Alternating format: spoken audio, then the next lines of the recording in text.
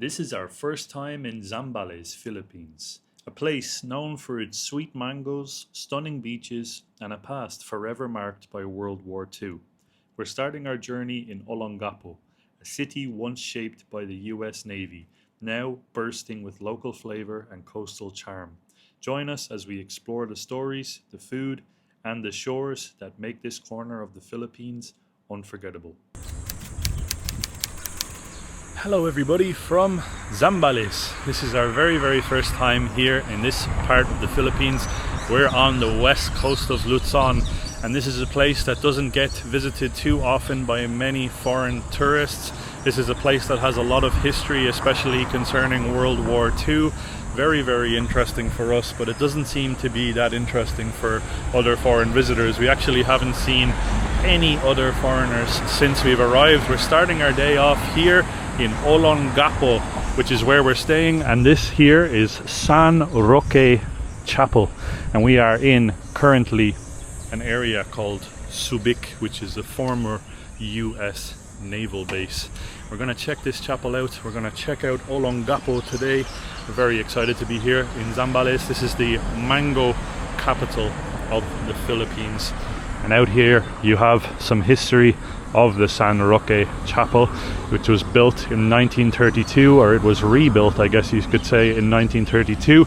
It was basically a dilapidated missionary church, and it was actually used as a horse stable by the Japanese during World War II. So let's check out this beautiful chapel, and let's have ourselves a proper exploration of Olongapo. And this is the beginning of a great adventure through Zambales. Wow. How beautiful is this? How beautiful is this church, chapel? It's gorgeous. You can see they've put a lot of work into reconstructing this. They even have air conditioning units, which I wasn't expecting. Oh wow. It's not the traditional type of wooden benches. You actually have like quite literally long sofas. Ah, absolutely beautiful. What a beautiful setting this chapel is in. You have lots and lots of really old trees all around here, as you can see. They look a little bit like maybe tamarind trees. It's just so stunning. Very peaceful as well. You can hear the birds in the back as well. And of course, it wouldn't be the Philippines if you wouldn't have a busy street here in the front.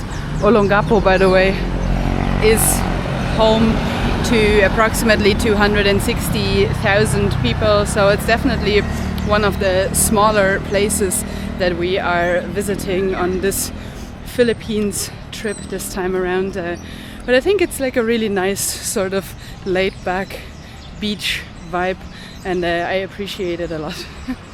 We've made it to the Spanish Gate, which is just down the street from the chapel that we were just in, and this gate was built around 1885 during the Spanish colonial era, and believe it or not, but this is actually made from coral blockstones, and back then it was the main entrance to the naval station that used to be here. It was also used as a jail and guardhouse. It's actually recognized by the Philippine government as Philippine history here. It's very small. Kind of researching it online, I thought it was going to be like this giant complex or like a giant gate. It's quite small, but very beautiful. They even still have the old cannons here. I'm not sure if this is actually the place where this cannon would have stood during its time. Well, I suppose maybe like if the entrance would be this way, so the naval station would be in this direction, then these cannons would make somewhat sense. I'm not 100% sure though if this would be the actual location of it. Might just be that they were rearranged, relocated here to be part of the exhibition, basically, of this Spanish gate.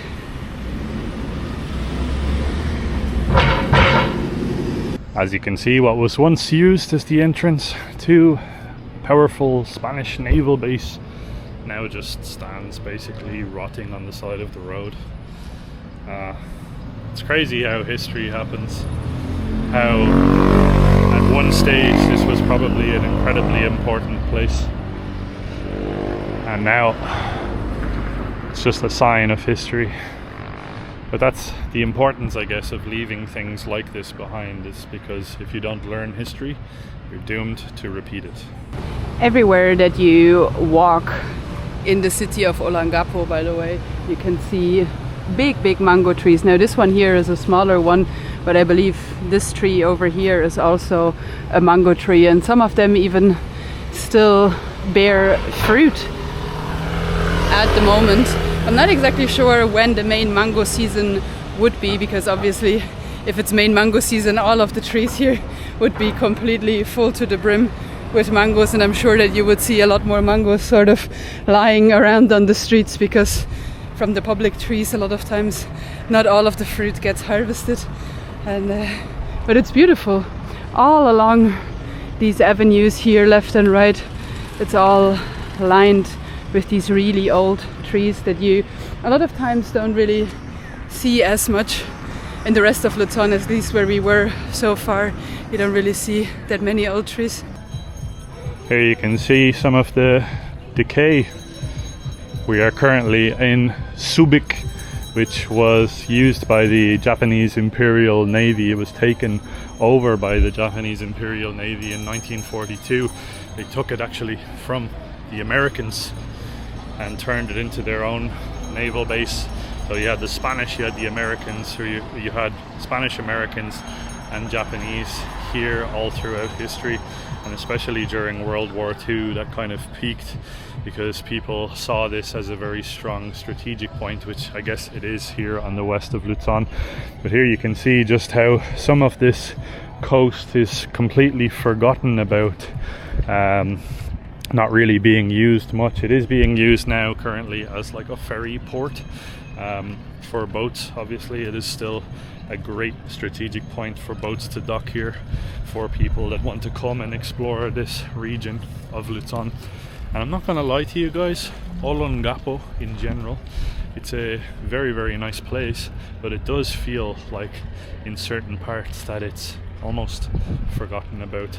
So it has a little bit of a eerie feel to it in some areas, and we're going to dive into that, of course, a little bit more. But since we arrived here late last night, we haven't really gotten a proper look at it. But from what I can see, there's not a whole lot going on in terms of like busyness and stuff like that, which is understandable because of how removed it is from Manila. But have a look here at the water.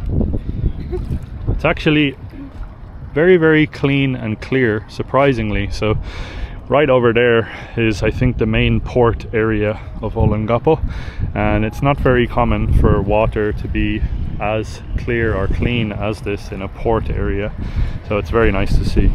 I think it's quite healthy actually, because you can see lots and lots of crabs walking along, actually more crabs than we have seen anywhere in the Philippines in this little port area here. It's very cool to see.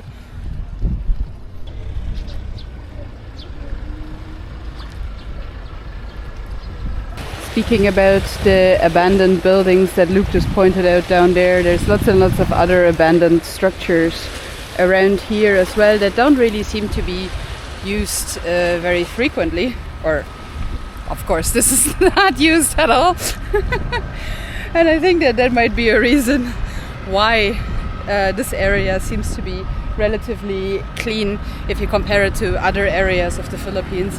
It's a really nice sort of relaxed place to come to and just maybe see the sunset or the sunrise or something like that, go for a walk.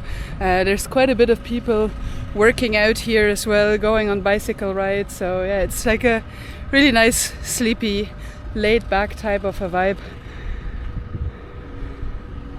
Subic Bay. Oh, and there's also a giant Filipino flag up here. I love the Filipino flag with the sun and the stars, it's so beautiful. And here you have the Hell Ships Memorial. This memorial honours thousands of World War II Allied prisoners of war transported under horrific conditions by their Japanese captors on hell ships, scattered all across Asia to work as slave labourers in factories, shipyards and mines to support the Japanese war effort. Wow. It's crazy how little we actually learn about in the West when it comes to what the Japanese did in World War II. In the West, we learn all about what the Germans did, but a lot of times people seem to forget that the closest ally to Germany in World War II was, of course, the Japanese. And they did some incredibly bad things in Asia. And this here is just a tiny piece of information that you can see. Have you seen this one? It says that during the World War, when the World War broke out, 1 million Australians from a population of only 7 million proudly stepped forward to serve in bitter fight for Southeast Asia and Pacific Asia. And Australia had suffered some 17,500 fatalities. Wow. Another thing that I didn't know. Yeah. What we learn in school about World War II is basically the big fighting that happens between the Germans, basically what the Nazis did, and then how America is like basically the hero in the situation. You learn very little about the rest, about all of the destruction that happened in this part of the world, and huge amount of suffering and destruction happened from World War II in this part of the world, of course. So this is one of the biggest reasons why we decided to come out this way, is so we can learn a little bit more about that history and familiarize ourselves with probably one of the lesser explored and probably most beautiful areas in Luzon. In this beachfront area, you really kind of get the vibe as if a lot of the places are abandoned. So there's lots of hotels that sort of look like they're not very frequented, and lots of them have closed down. This one here used to be a casino directly at the waterfront. So it kind of seems like there used to be a lot of tourism coming here every single year, and for whatever reason that stopped at some stage. I don't know if that maybe has to do with the pandemic times, or if it even was before then, because obviously, I mean, it looks like it has been closed for a very, very long time, but it's located directly at the ocean, so the decay of the buildings is a lot faster. You can't really say if it was abandoned for 20 years or 5 years. Might be anything in between.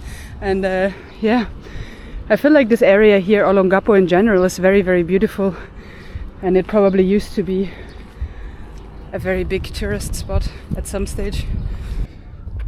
Now, Olongapo was thriving economically while the US base was here, but unfortunately the naval base closed in 1992, and ever since 1992 a lot of businesses, a lot of tourist businesses have, as you can see, been closed, and that's exactly why we get this sort of a feeling that a little bit of this area is forgotten about, unfortunately. You see still remnants of it, so you do have things like jet skis and stuff that you can rent to this day. You can still do that.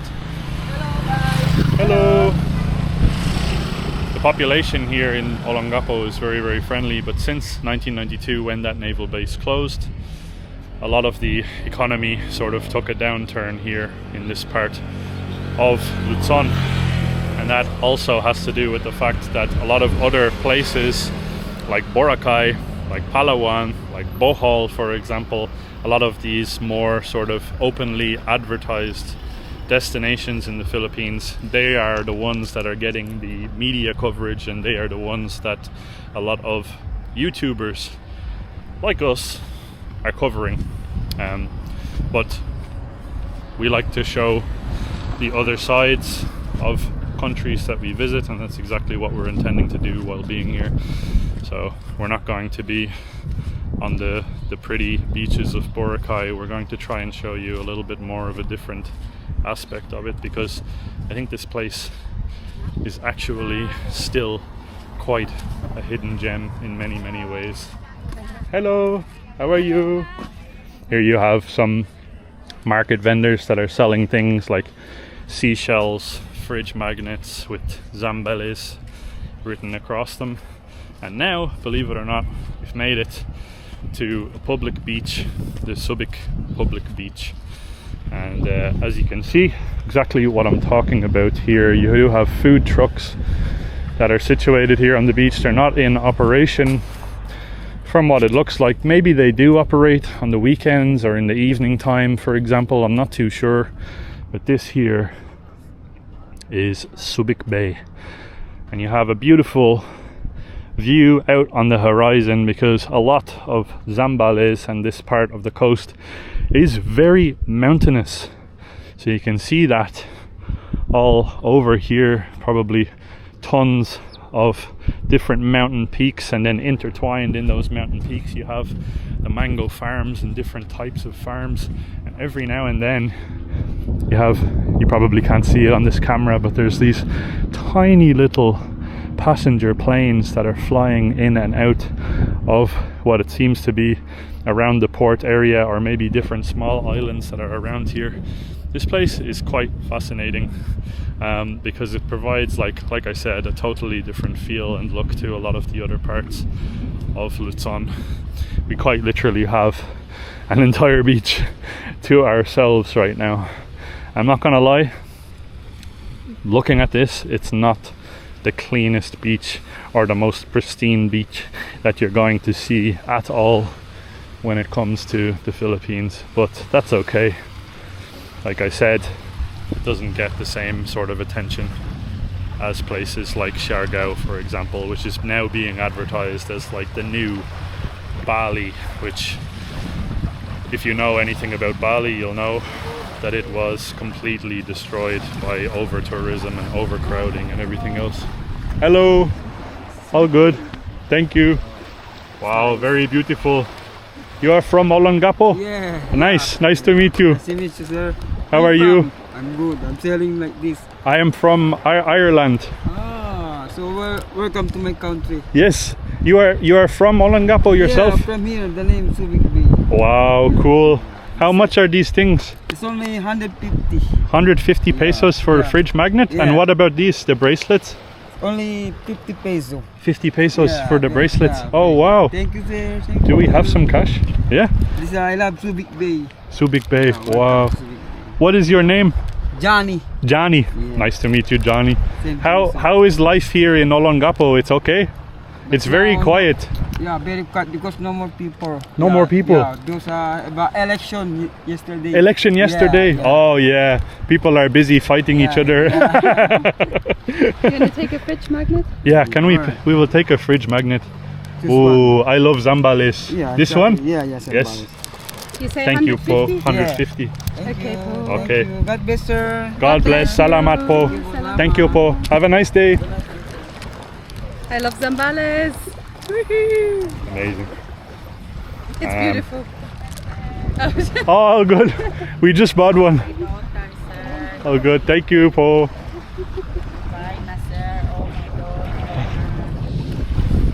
So as you can see, things are not great really at the moment economically, but people are still trying their best, and that's something that stands out, I think, about Filipino people. Something that's very nice about Filipino people is they have this spirit in them.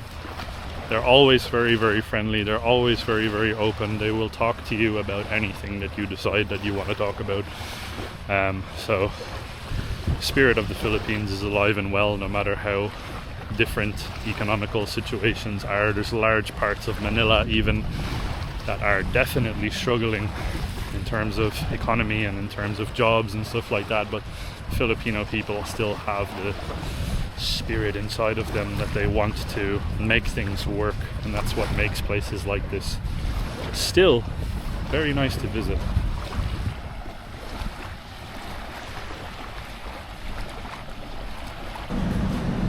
All right. We organized ourselves a little scooter here because Olongapo and Zambales in general is a little bit difficult to get around if you don't have your own ride. And this time around, I am actually the one that is going to be the driver because my family organized me an international driver's license not that long ago, and Luke doesn't have the international one, so I'm going to be driving because here in Luzon, the lady that rented us the scooter, she said that the police is a little bit stricter here, so I'm going to be the one driving because I have the international driver's license. And I'm not going to lie, I'm a little bit nervous for it because usually we do it the other way around because Luke is obviously a little bit heavier than I am, and having all of that weight in the back might be a little bit difficult to maneuver, but we're going to figure it out one way or another. We have to now. This is going to be our scooter for the next, what, 5 days or so? 3 days, for the next 3 days. I thought we were staying here longer than we are. That's all right though. Let's go and actually try and see a little bit more of Olongapo.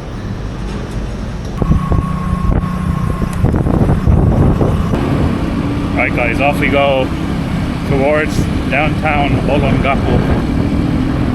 The roads here at the moment seem to be pretty quiet, which is nice enough to drive around on. The heat is something else, so having the bike is definitely going to save us from walking around in the midday heat. But we're very grateful to have this bad boy here. Oh, I just headbutted Naomi. 695 pesos per day is what we're paying for this scooter, so it's not too much, and it's going to give us a little bit of freedom. Wow, look at the jeepneys here. They're all yellow. All of the jeepneys are yellow. That's cool. I haven't seen that before. Everywhere in Baguio, all of the jeepneys were like individually created in different colors, and here they're all like uniform yellow colors. Well guys, welcome to downtown Olongapo, Zambales.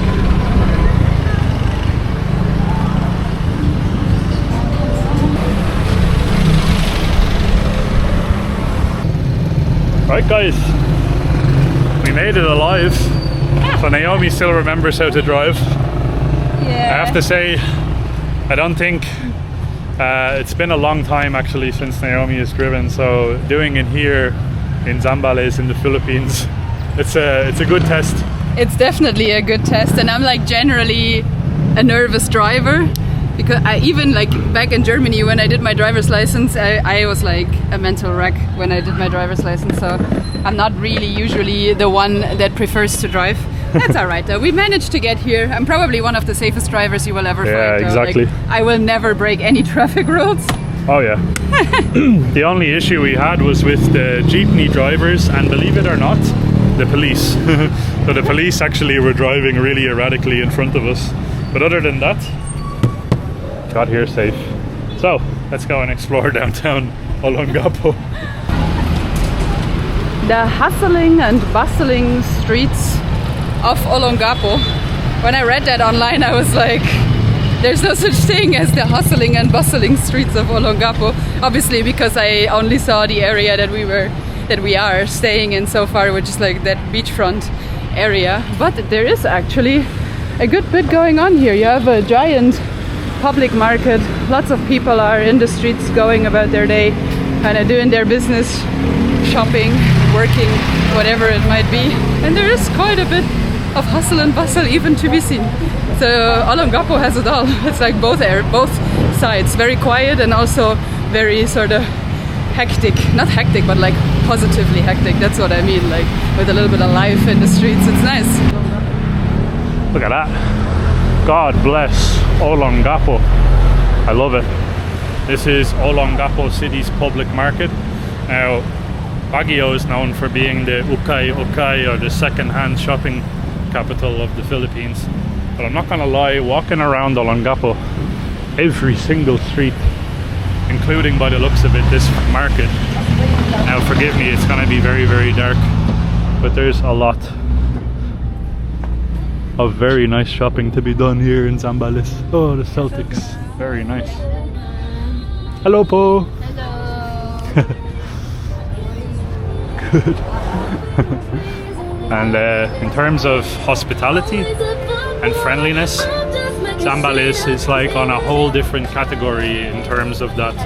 If you compare it to a lot of other places that we've traveled in Southeast Asia, people are very, very, very open and heart. Well, look at that, a Filipino. You can be the Filipino I flag. can dress up as the Filipino flag. Wow, And it a says Filipinas Filipino on the back. tracksuit. Wow, all good. Oh, it's okay, all good. Thank you so much. All good. Very beautiful. Just design. looking very beautiful. Yeah. Very nice. Buy na on just one. Oh, all good. Thank you so much. Wow. Look at this. It's very narrow. Hello, Po. Hello. The humidity. Hello, Po. The humidity has just gone up like 60%. And it was already at 90%. So what are we at? 140% humidity now? I'm made of water right now. Right, I'm actually looking for the famous Zambales mangoes. But I found Zambales fish. That's also good. Actually, a lady just said that the mangoes are on the outside here on the street that we are currently walking towards. So let's go and have a look. Have a see, I wanted to say. Have a look if we can get the famous mangoes from the place of origin. We had Zambales mangoes before, we bought them in Tondo, but I feel like it's different when you buy them directly here. Oh, there we go. Entire stand, just mangoes. Ooh. And very affordable as well.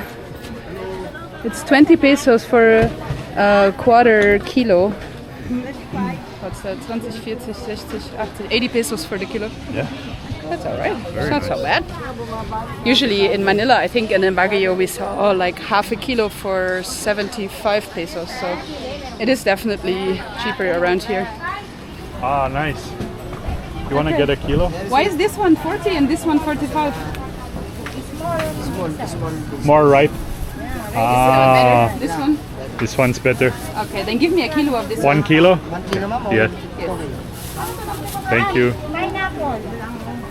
You want pineapple? This one pineapple, cantaloupe. Watermelon. Oh my god, look at the kitten. She's also going for a shopping experience. Little baby. Take it lang. Yeah. Yeah. The cat wants mangoes as well. Oh, yeah, everybody came for the mangoes, of course. What else? These look good. They look very good. Yeah. The color is nearly orange. Usually, when you see those mangoes, they're usually more yellow. Yeah, and these true. ones are nearly orange, so I'm very excited about this. Very good. Oh, they're proper ripe as well. Like they're ready. They're ready to be eaten today for sure. These ones here, I think, are a little bit over. So a little bit past when you should be eating them. Yeah, but Oh, this is just 5 pesos more. if you were to like make a cake or something like that, you could use those mangoes, no problems. I just wouldn't eat them like this. Exactly. Oh, that's great. You got change. Salamat po. Thank you. Bye bye. Do you want a pineapple from the lady? You want to get a pineapple offer? Sure. How much is the pineapple? 100. 100. Okay, just 100 100. for the whole pineapple. It's already cut.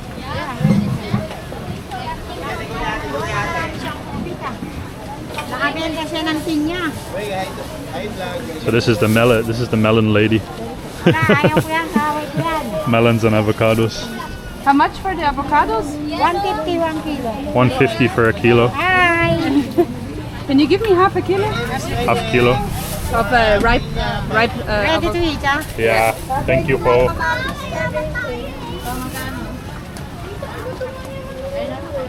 So the Buti pa ako makakapunta ng ibang bansa. quality of the stuff here is very, very high, and you can tell because it's jam-packed. Most of the locals are shopping here. Salamat po. Thank you. Bye bye. I finally have what I wanted.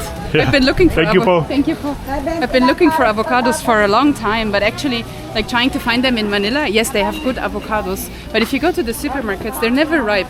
And, Yeah. like, we don't have enough time to let them ripen. 100%. loads of locals here shopping. That's a very, very good sign. So it means that you're in the right place. It goes for street food in the Philippines, kind of the same actually all over Asia. So if the place is busy, you need to go there and eat there. Thank you. Oh, good, thank you. I have my own bag. She was selling plastic bags. Yeah, she was selling plastic bags. But Oh, wow. I'm trying to go less plastic. We already have so much plastic. We have a lot of plastic, yeah. This whole market here just basically stretches around. So you have the whole building that we entered is on the left side now, and we're in the back. And this whole alleyway here is just fresh fruit vendors, vegetables, and then just on the inside, slightly on the inside here, you have all the fresh meat and everything else like that. The fresh meat. There's also, it looked like there was a lot of sellers for souvenirs and stuff like that as well, if you're looking for souvenirs as a tourist. Still yet to see other Westerners, and we get that feeling because you're getting a lot of like very curious looks, let's put it that way. But that's alright. It usually means, you know the way I said it, if it's busy you're in the right place. For us, when it's not busy in a city or in a particular place that we go to travel to, that means that we're in the right place when it's not busy. But if the market's busy, you're in the right place. These look like US military boots. I'm wondering if they are. I know the ones at the back, the beige coloured ones, I think they are US military.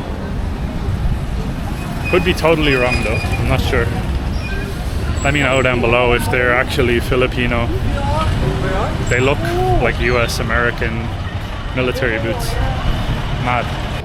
We would really like to stay out here a little bit longer and explore more, but there's lots of lightning and thunder in the distance, and it's starting to get a little bit windier and kind of feels like it's moving towards us, and we're on the scooter, so yeah, maybe better for us to get home relatively quickly and eat our mangoes as fast as we possibly can in order to make sure that the rain stays away.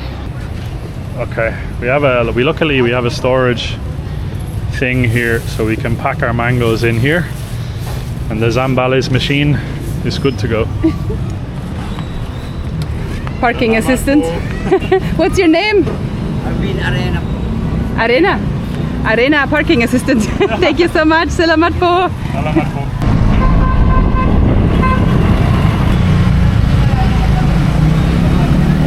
Bye. The police literally were just clogging the road for like the last 20 minutes. Madness. In the middle of a thunderstorm, lightning just bouncing off buildings left, right and centre. Madness. Only in the Philippines. We're going over a bridge now. See if we can give you guys a little bit of a view. Hey. Oh.